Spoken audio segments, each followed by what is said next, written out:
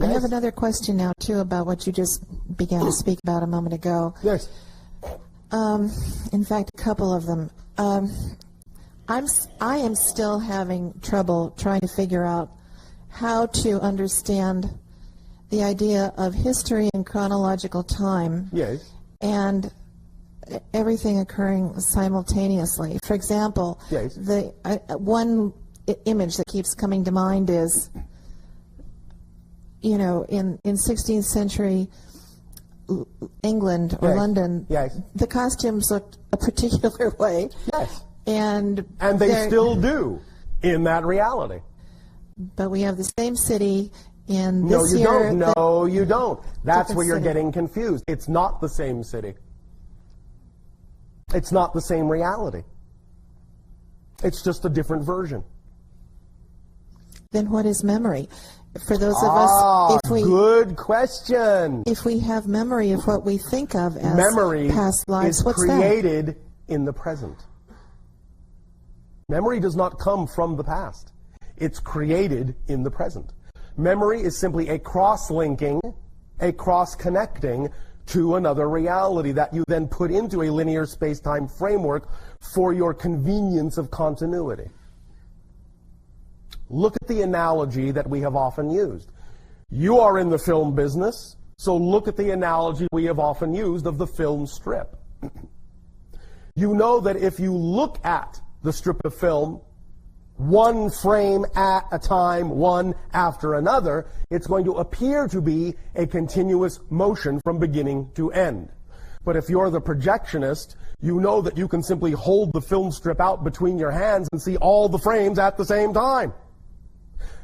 Just because you might experience the beginning through the projector and the ending through the projector and all the things in sequence when it runs through the projector, when you don't run it through the projector but just hold it in your hands, you can see all the frames at the same time and can look at them in any order you want.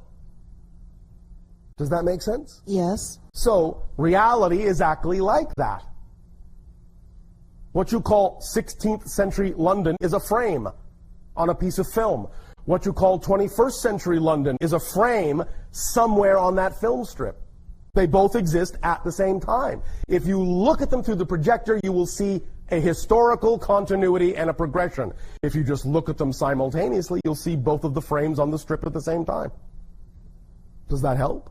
So, in other words, perhaps if you're working from a historical point of view, if you're, say, doing a historical book or film, then it serves you to look at it as the projector looks at it. Okay, so it's really a choice of how you choose to look at it. Yes. It's holographic. Depending upon your point of view will determine exactly how you see it. But all of them are correct. All the points of view are correct. It's just what serves you at any given moment for what you are doing. That's all. Does that make more sense? Yeah. Does that help? Yes, yes it does. And then, lastly, regarding something you said a few minutes ago about, you know, choosing to exist in the reality that you prefer and that you really, you can't change the world. You can only change yourself. Yes. Well, then why bother? If I prefer to live in a world where there's no torture, where Remember there's no what we said about famine. the idea of process? And the idea of experiencing creation in action and what you learn from that? That's valuable. That's why bother. Because that is its own experience. Because it's not about changing someone else. It's about what you learn in your experience of being an aspect of creation. And then, in a sense, adding that perspective to creation. To give realization to another point of view in creation. That's why bother. Do you understand that? The value is in the experience. So, in a sense, the experience adds value to oneself and to the whole of creation. Is that what you're saying? It validates all that is. Because it is a real, valid experience of all that is. And to experience it in that sense, validates all that is and the aspect of it experiencing it. And that is an experience of value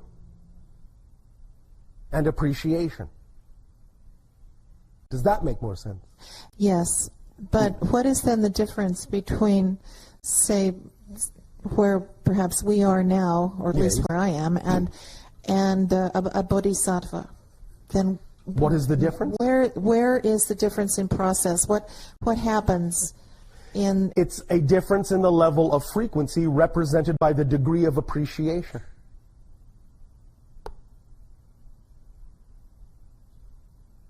The higher the appreciation frequency, the less need there is for the process or the experience in order to add value and appreciation to all that is.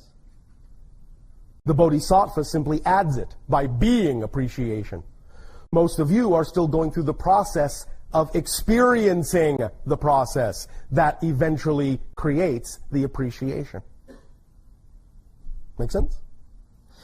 So is appreciation in this sense the equivalent of unconditional compassion? Yes. Vibrationally speaking. Does that help? Yes. Thank you. Thank you.